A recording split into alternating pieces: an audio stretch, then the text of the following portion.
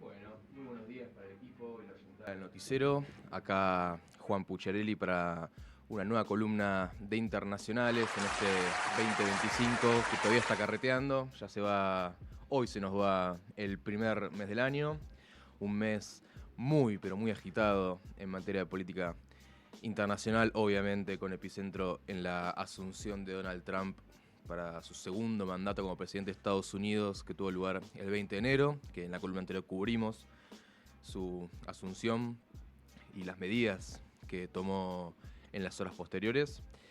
Y la columna de hoy se puede considerar como una continuidad en ese registro, porque vamos a hablar de algo que ocurrió pocos días después de la asunción de Trump, más precisamente el domingo pasado, domingo 26 de enero, entre Estados Unidos y Colombia.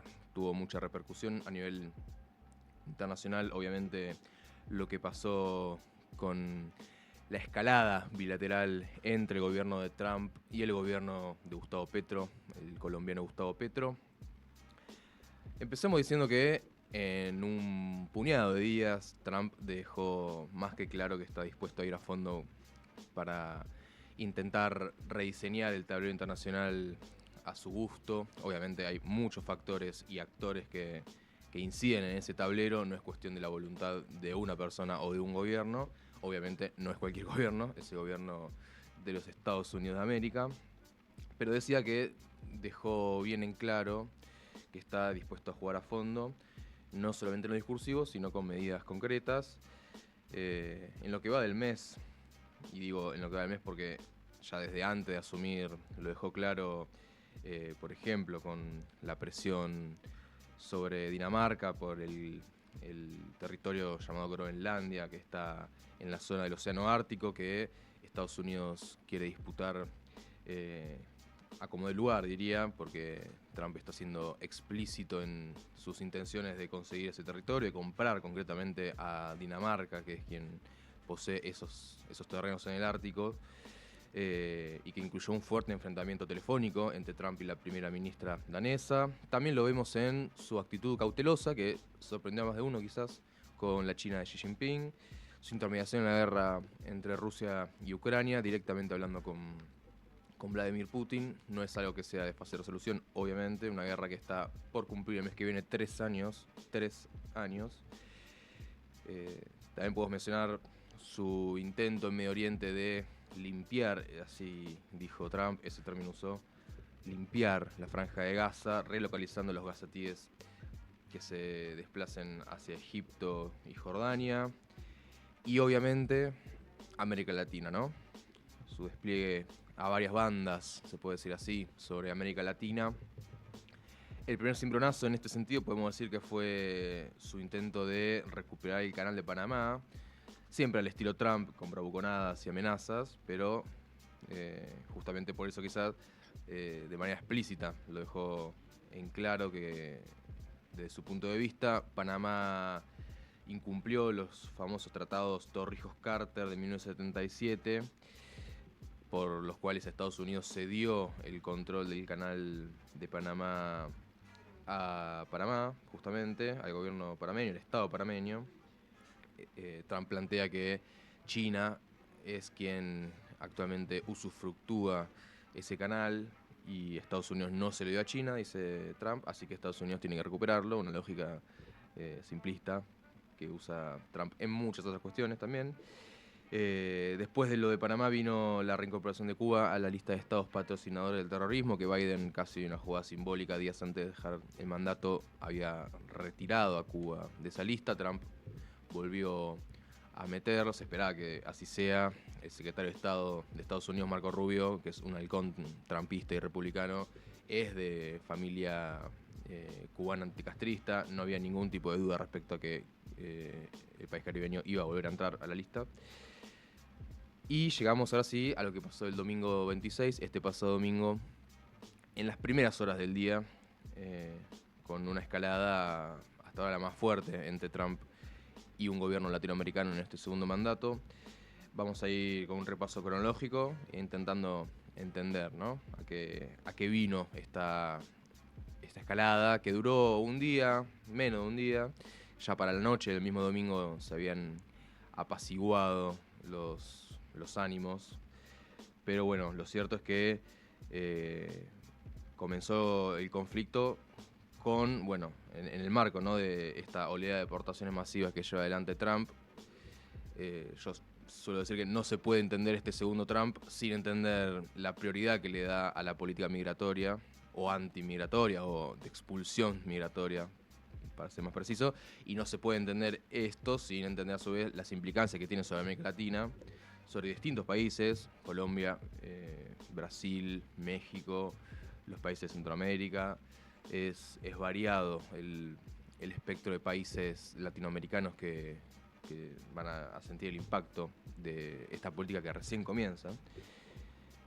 Lo cierto es que uno de los países que iba a recibir migrantes deportados era Colombia, por, bueno, haber ciudadanos colombianos deportados de Estados Unidos, con la narrativa trumpista de son criminales, son delincuentes, vinieron a Estados Unidos a traer crimen, a traer violencia, no pueden estar ni un minuto más en nuestro territorio.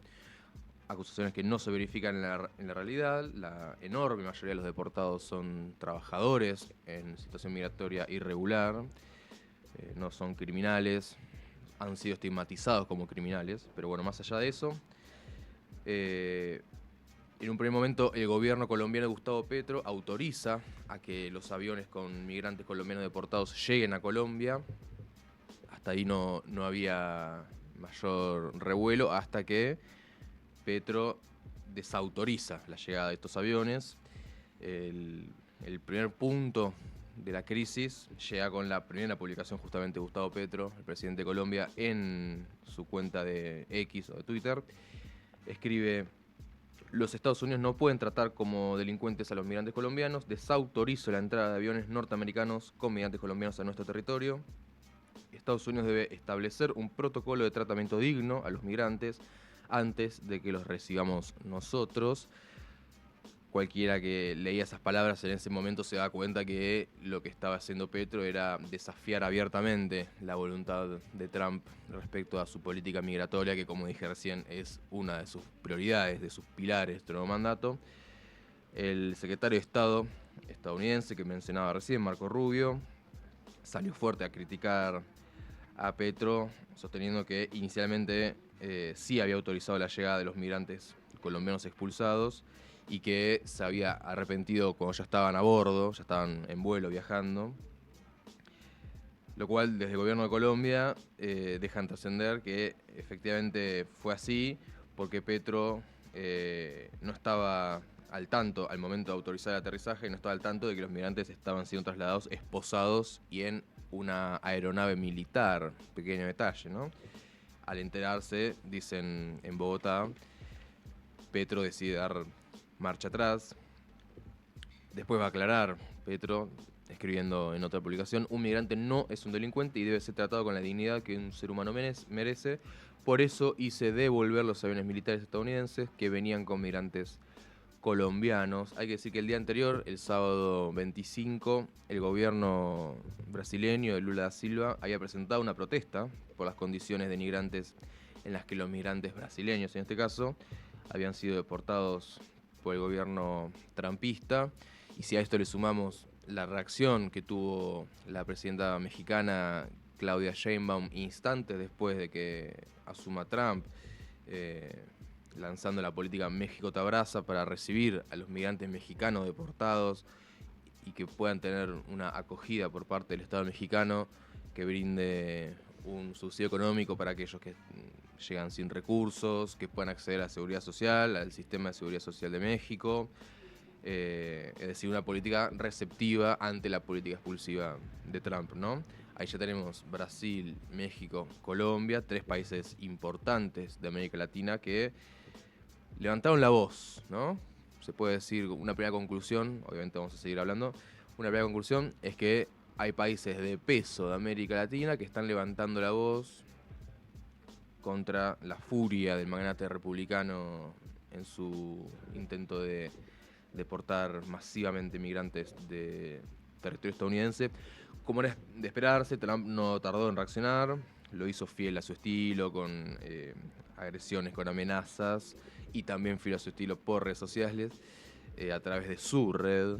Ustedes saben que Trump tiene su propia red, Truth Social, después de que lo echaran allá por 2021 de Twitter, luego de su intento de desconocer las elecciones que gana Biden y del asalto al Capitolio. Otros tiempos de Twitter, se puede decir, ¿no? Antes de la llegada de Elon Musk, que cambió la historia de esa red social. Escribió Trump, como decía, en Truth Social: me acaban de informar que no se ha permitido que 2 vuelos de repatriación procedentes de los Estados Unidos con un gran número de delincuentes ilegales aterricen en Colombia, escribe Trump. Esta orden fue dada por el presidente socialista de Colombia, Gustavo Petro, que ya es muy impopular entre su pueblo. La negativa de Petro a estos vuelos ha puesto en peligro la seguridad nacional y pública de los Estados Unidos, por lo que he ordenado a mi administración que adopte de inmediato las siguientes medidas de represalia urgentes y decisivas, dijo Trump. Acá la cuestión de la seguridad nacional vuelve a tomar una dimensión especial en la política interna y externa al mismo tiempo, ¿no? De Estados Unidos, porque muchas veces la política exterior estadounidense hay que leerla con un prisma interno y viceversa. ¿Qué batería de medidas anunció Trump contra Colombia? Bueno, en primer lugar, un arancel del 25% a los bienes que la economía colombiana exporta a Estados Unidos, principalmente café y petróleo. Este arancel del 25%, que sería inmediatamente impuesto, aumentaría el doble, al 50%, apenas una semana después, como para no dejar dudas del intento de ahogar la economía colombiana. Y digo ahogar porque obviamente sería un golpe letal para la economía colombiana, teniendo en cuenta que Estados Unidos es el principal socio comercial, básicamente, del país sudamericano. También anuncia otras medidas complementarias de sanciones, prohibición de viajes y revocación inmediata de visas, tanto para los funcionarios del gobierno como para los aliados y los seguidores, junto con inspecciones aduaneras y de protección fronteriza reforzadas para todos los ciudadanos colombianos y para la carga, y sanciones financieras completas bajo la Ley de Facultades Económicas en Emergencias Internacionales, que serían aplicadas a través del Tesoro de Estados Unidos, de bancos y de entidades financieras. Y llegó al punto de congelar los trámites de visado de ciudadanos colombianos que están hace meses, incluso años, esperando un turno para conseguir la visa que les permita llegar a Estados Unidos. Obviamente un objetivo claro, además, que es limar al gobierno de Petro de cara a su población, de cara a su pueblo. Una batería de medidas que, si me apuran, ni siquiera en el peor momento de la crisis venezolana llegó a tomar Trump, me refiero allá por 2019, ni siquiera en ese momento se vio una batería de medidas tan grave. Y como para completar, Trump escribe en ese... ahí golpeamos el micrófono. Escribe al final: estas medidas son solo el principio, como diciendo, puedo hacer mucho más todavía, y vaya que puedo hacer. Pero Petro no se amilanó, no salió a pedir disculpas y a decir fue una equivocación, sino que enfrentó esta furia de Trump con nuevas publicaciones en redes sociales. La primera, que fue la más extensa, la más descarnada, la más cruda, es en la cual Petro dice: puede con su fuerza económica y su soberbia intentar dar un golpe de Estado, como hicieron con Allende, dice, por el expresidente revolucionario chileno Salvador Allende. Pero yo muero en mi ley. Resistí la tortura y lo resisto a usted. Una frase que puede llegar a pasar a la historia, me parece a mí. Frase del presidente colombiano Gustavo Petro, en uno de los pasajes más destacados de esta publicación, como decía: a usted no le gusta nuestra libertad, vale, yo no estrecho mi mano con esclavistas blancos, dijo Petro, provocativo. Y al finalizar esta publicación extensa de varios párrafos, dijo: me informan que usted pone a nuestro fruto del trabajo humano 50% de arancel para entrar a Estados Unidos. Yo hago lo mismo. Que nuestra gente siembre maíz que se descubrió en Colombia y alimente al mundo, dijo Petro. En otra publicación, el presidente le dio la orden al ministro de Comercio Exterior de efectivamente subir al 25% de los aranceles a la importación de productos estadounidenses. Y agregó en esta publicación: el ministerio debe ayudar a dirigir nuestras exportaciones a todo el mundo diferente de los Estados Unidos. Nuestras exportaciones deben ampliarse invito a todas las comunidades colombianas extranjeras a ser comercializadoras de nuestros productos.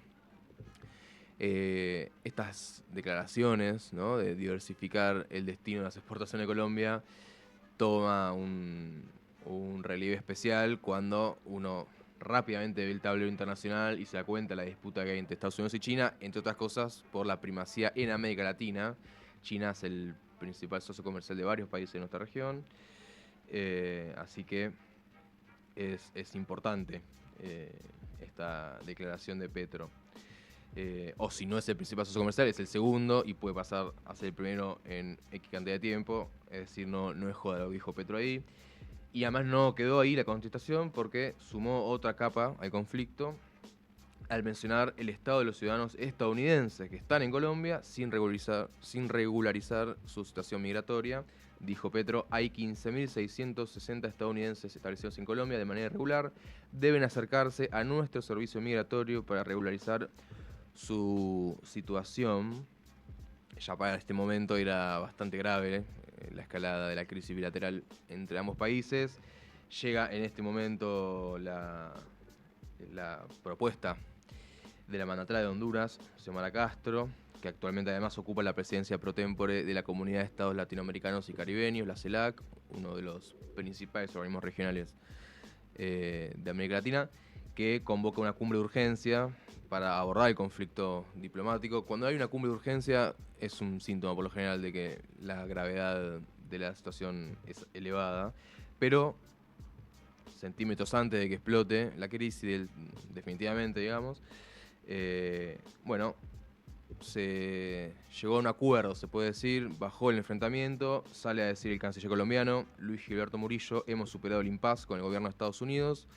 El canciller Murillo, que está de salida, le tocó lo peor para el final, días antes de dejar su cargo, esta crisis con el gobierno de Trump.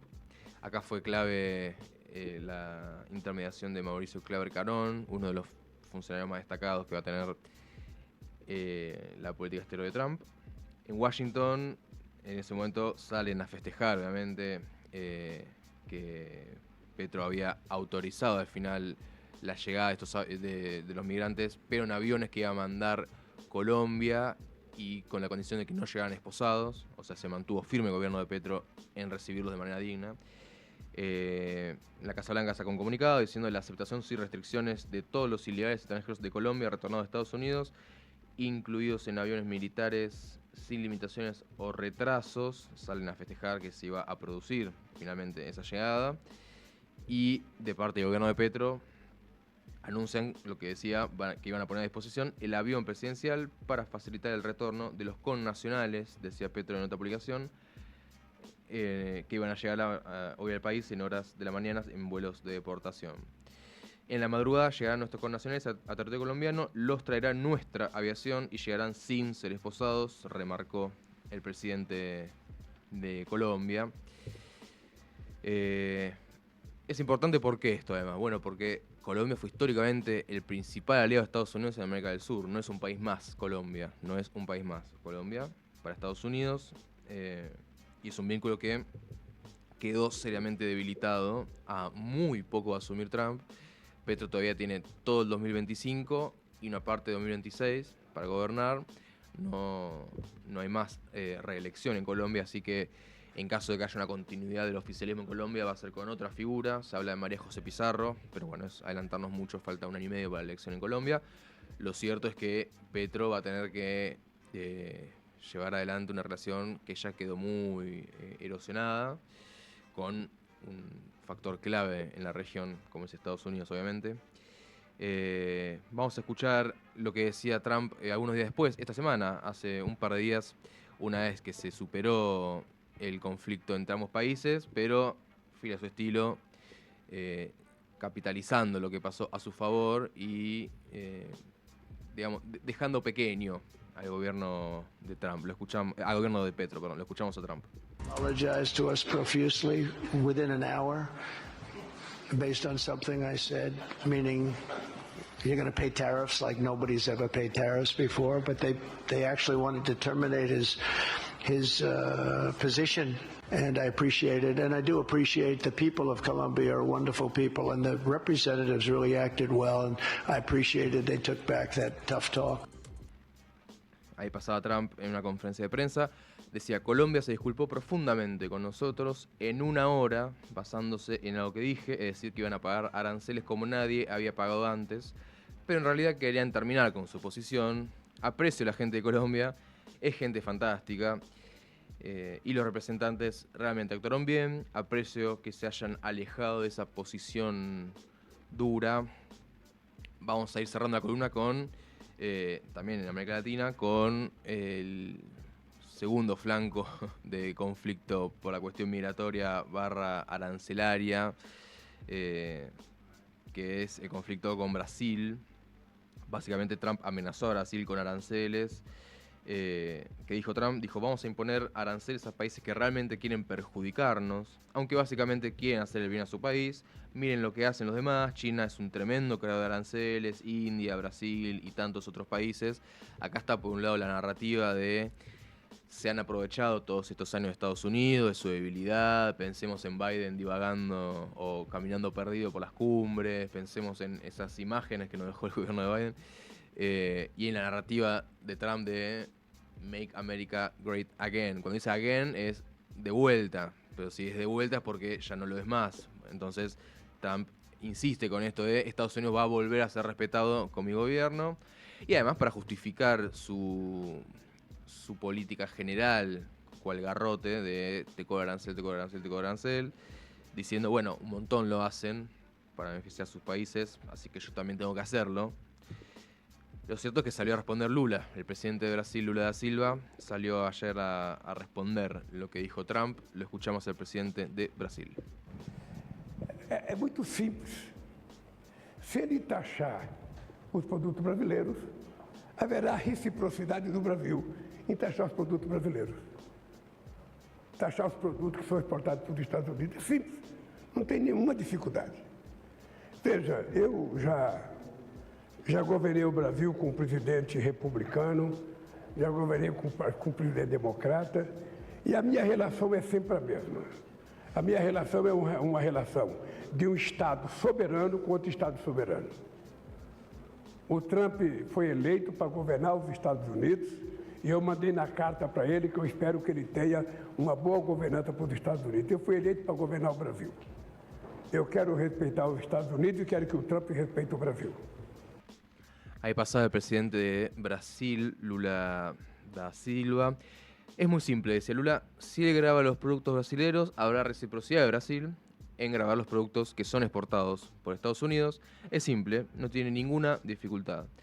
Vea, yo ya goberné Brasil con un presidente republicano, ya goberné con un presidente demócrata, y mi relación es siempre la misma. Mi relación es la de un Estado soberano con un Estado soberano. Trump fue electo para gobernar Estados Unidos. Yo le mandé una carta y espero que él tenga una buena gobernanza en Estados Unidos. Yo fui electo para gobernar Brasil. Yo quiero respetar a Estados Unidos y quiero que Trump respete a Brasil. Acá se mezcla por un lado la cuestión migratoria. Como decía antes, Brasil protestó por las condiciones con las que Estados Unidos deportó a migrantes brasileños, y obviamente la cuestión arancelaria económica, a la cual se suma la amenaza de Trump a los países de los BRICS.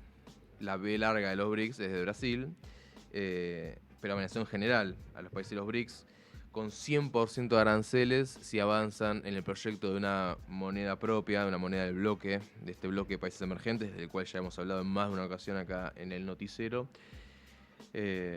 Amenazó entonces Trump a los países de BRICS con 100% de aranceles en caso de que creen esta moneda los BRICS, que por otra parte no es un proyecto que esté cercano a concretarse, ni mucho menos. Sí, es verdad que generó mucho ruido la propuesta en sí, digamos, el año pasado. Circuló la imagen de Putin mostrando lo que sería una especie de imagen de una eventual moneda de los BRICS con las banderitas y demás, pero no pasó nada más que eso. Y por último, a ver si para cerrar, volviendo a la cuestión migratoria y volviendo a América Latina, esta vez a Cuba, en realidad a Guantánamo. Ustedes conocerán Guantánamo, la base militar de Guantánamo que Estados Unidos tiene en Cuba, ¿Qué dijo Trump? Dijo, tenemos 30.000 camas en Guantánamo, refiriéndose a la posibilidad o al intento que va a hacer el gobierno de Estados Unidos de alojar ahí a 30.000, justamente 30.000 migrantes sin papeles. Guantánamo, una instalación militar que ha sido usada para detener presuntos terroristas por parte de Estados Unidos, que ha sido largamente acusada, o acusado el gobierno en realidad de Estados Unidos de cometer allí, en esa base de Guantánamo, abusos, torturas, de tener gente detenida indefinidamente sin juicio. La verdad, nada bueno puede salir de esa propuesta, si me preguntan a mí, pero por lo pronto esta es la información. Trump planea usar Guantánamo para alojar migrantes deportados, así que no hay ningún tipo de duda de que va a seguir el impacto, o los impactos en plural, de la política de deportaciones masivas que lleva adelante Trump, justamente por lo que decía al principio, porque impacta de lleno en América Latina y porque a su vez los gobiernos latinoamericanos de diverso tipo, de diverso signo ideológico, van a tener que pensar bien qué hacen, porque más que una cuestión ideológica, que siempre está, obviamente la ideología siempre está, es una cuestión de supervivencia política incluso para estos gobiernos. Así que es un tema de primer orden en el tablero regional y vamos a seguir cubriéndolo.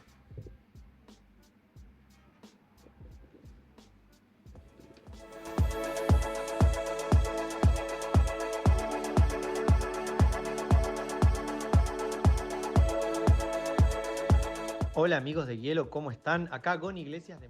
Hola amigos de Hielo, ¿cómo están? Acá Gon Iglesias de Mucho Teatro con algunas recomendaciones.